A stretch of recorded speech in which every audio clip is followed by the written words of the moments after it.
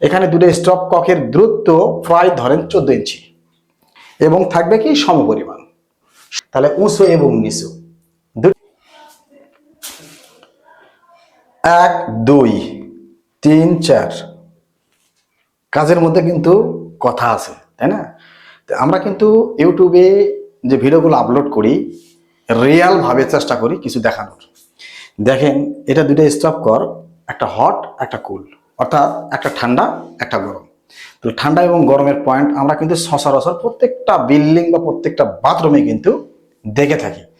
আমরা যখন ইউটিউবে ভিডিওগুলো আপলোড করি কাজের কিন্তু শুরু থেকে শেষ অবধি পর্যন্ত দেখানোর চেষ্টা করি যে কাজের মধ্যে কি কোয়ালিটি রয়েছে, কিভাবে কাজ করতে হবে, কোন পয়েন্টটা কত মাপে রাখতে হবে, এগুলো কিন্তু আমরা তুলে ধরি ইউটিউবের মাধ্যমে। কিন্তু দেখেন এখানে আমার এক প্রিয় ভাই কাজ করেছে, মানে আমারই সহযোদ্ধা, ধরেন আমি কাজ করেছি, তাহলে এখানে দুটো স্টপ ককের দূরত্ব প্রায় ধরেন 14 ইঞ্চি, দূরত্ব 14 ইঞ্চি, পাশাপাশি দুটা মিক্সার কল রয়েছে, অর্থাৎ একটা ঠান্ডা একটা গরমের।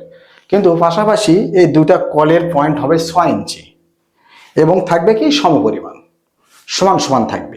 সেক্ষেত্রে দেখা যাচ্ছে কি এটা কিন্তু মোটামুটি 8 ইঞ্চি, এটা কিন্তু মোটামুটি 8 ইঞ্চি, অর্থাৎ এখানে মিক্সার বারটা কখনো লাগান সম্ভবই না, মানে এখানে লাগানোও যাবে না। আর পাশাপাশি আরেকটা জিনিস লক্ষ্য রাখেন, খেয়াল করেন, দেখেন এটা কিন্তু একটু উঁচুতে রয়েছে, এটা কিন্তু একটু নিচুতে রয়েছে। তাহলে উঁচু এবং নিচু দুটার মধ্যে কিন্তু পার্থক্য রয়েছে, তাই না? কিন্তু পার্থক্য যদিও বা থাকতে পারে, হয়তো বা কাজ মোটামুটি বলবেন যে না সাজানো গোছানো হয়েছে, আচ্ছা ঠিক আছে, আপনাদের কত মানলাম যে না সাজানো গোছানো হয়েছে। কিন্তু দেখেন এখানে কিন্তু আরেকটা বিষয় বোঝার রয়েছে। সেটা কি করেছে, এই যে দেখেন এখান থেকে কিন্তু একটা শর্ট পাইপ নিয়ে, এই যে ঠান্ডার একটা শর্ট পাইপ, লং একটা পাইপ নিয়েছে, নেওয়ার পরে এর থেকে ওই যে ফল ছাদের মধ্যে ঢুকে দিয়েছে, অর্থাৎ গিজার যেখানে থাকবে। কিন্তু মূল বিষয় হচ্ছে এই এত দূর পর্যন্ত যে রাখছে, আবার এই 500 এত দূর পর্যন্ত রাখছে, সামনে কিন্তু স্পেস থাকা দরকার, তাই নাকি? সামনে একটা স্পেস রাখলে এই স্পেসের মধ্যে থাকবে বেসিন থাকবে, তারপরে আপনার সাবানদানি থাকবে বা সেলফ থাকবে, গ্লাস থাকবে, স্পেসটা রাখা হয়েছে এই কারণে। কিন্তু স্পেসের মধ্যে যদি এই পাইপগুলো ফুলে যায় ভাই, তাহলে কেমন হয়, তাই না? এটা এখানে কিন্তু সেটাই হয়েছে। এই যে দেখেন একটা ছিদ্র দেখতে পাচ্ছেন, এই যে টাইস কাটা হয়েছে একটা ছিদ্র দেখতে পাচ্ছেন, এই ছিদ্রটা কিন্তু এখানে হোল্ড হয়েছে, অর্থাৎ এখানে যে পাইপটা রয়েছে এই পাইপটা কিন্তু ড্রিল মেশিনের মাধ্যমে এখানে কিন্তু ছিদ্র হয়েছে। ছিদ্র কেন হলো? আমরা যদি এই পাইপ দুইটা পাশাপাশি রাখতাম, স্টপ কর্ক যদি পাশাপাশি রাখতাম, তাহলে কিন্তু এখানে ছিদ্র হওয়ার কোনো প্রশ্ন নেই।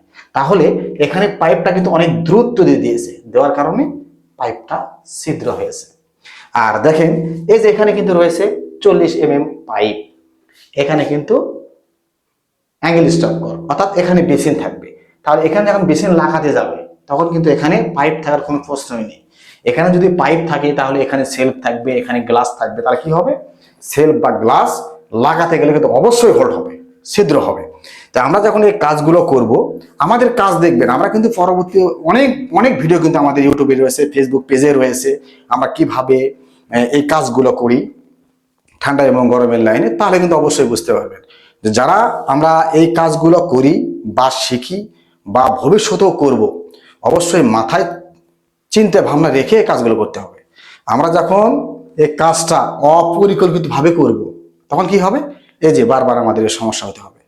তা আমরা সব সময় চেষ্টা করব কি আমাদের কাজগুলো যেন সম্পূর্ণ কিভাবে হবে, কিভাবে করলে কাজটা সাকসেসফুল হবে, সেই দিকে লক্ষ্য রেখে আমাদের এই কাজগুলো করতে হবে।